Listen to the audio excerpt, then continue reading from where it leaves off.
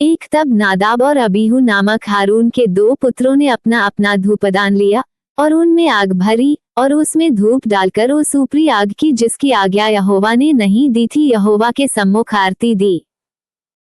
2 तब यहोवा के सम्मुख से आग निकलकर उन दोनों को भस्म कर दिया और वे यहोवा के सामने मर गए। 3 तब मूसा ने हारून से कहा, ये वही बात है जिसे यहोवा ने कहा था कि जो मेरे समीप आए अवश्य है कि वो मुझे पवित्र जाने और सारी जनता के सामने मेरी महिमा करे। और हारून चुप रहा। 4 तब मूसा ने मीशाएल और एलसाफान को जो हारून के चाचा उज्जेल के पुत्र थे बुलाकर कहा, निकट आओ और अपने भतीजों को पवित्र स्थान के आगे से उठाकर छावनी के बाहर ले जाओ। 5 मूसा की इस आज्ञा के अनुसार वे निकट जाकर उनको अंगरखों सहित उठाकर छावनी के बाहर ले गए। 6 तब मूसा ने हारून से और उसके पुत्र एलियाजर और इतामार से कहा, तुम लोग अपने सिरों के बाल मत बिखराओ और न अपने वस्त्रों को फाड़ो, ऐसा न हो कि तुम भी मर जाओ और सारी मंडली पर उसका क्रोध भड़क उठे, परंतु वह इस्राएल के कुल घराने के लोग जो तुम्हारे भाई बंधु हैं यहोवा की लगाई हुई आग पर विलाप करें।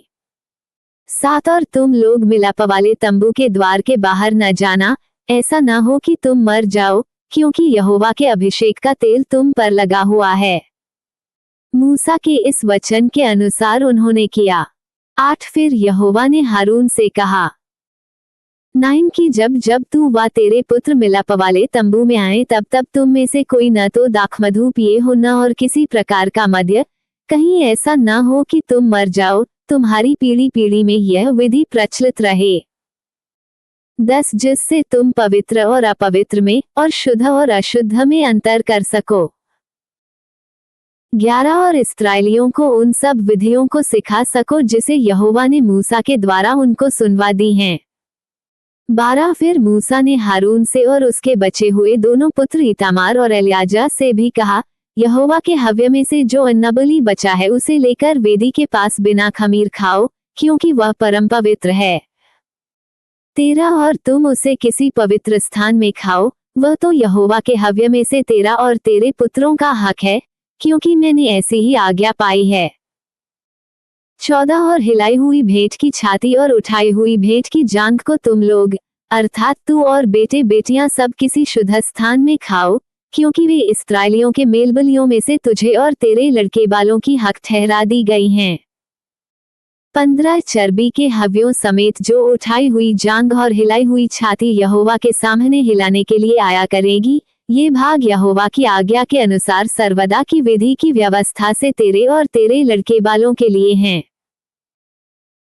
16 फिर मूसा ने पापबलि के बकरे की जो ढूंढ ढांड की, तो क्या पाया कि वो जलाया गया है। सो एलियाजर और इतामार जो हारून के पुत्र बचे थे उनसे वह क्रोध में आकर कहने लगा। 17 की पापबलि जो परम पवित्र है और जिसे यहोवा ने तुम्हें इसलिए दिया है कि तुम मंडली के अधर्म का भार अपने पर उठाकर उनके लिए यहोवा के सामने प्रायश्चित करो, तुमने उसका मांस पवित्र स्थान में क्यों नहीं खाया। 18 देखो, उसका लोहू पवित्र स्थान के भीतर तो लाया ही नहीं गया, संदेह उचित था कि तुम मेरी आज्ञा के अनुसार उसके मांस को पवित्र स्थान में खाते। 19 इसका उत्तर हारून ने मूसा को इस प्रकार दिया कि देख, आज ही उन्होंने अपने पापबलि और होमबलि को यहोवा के सामने चढ़ाया, फिर मुझ पर ऐसी विपत्तियां आ पड़ी हैं। इसलिए यदि मैं आज पापबलि का मांस खाता तो क्या ये बात यहोवा के सम्मुख भली होती। 20 जब मूसा ने ये सुना तब उसे संतोष हुआ।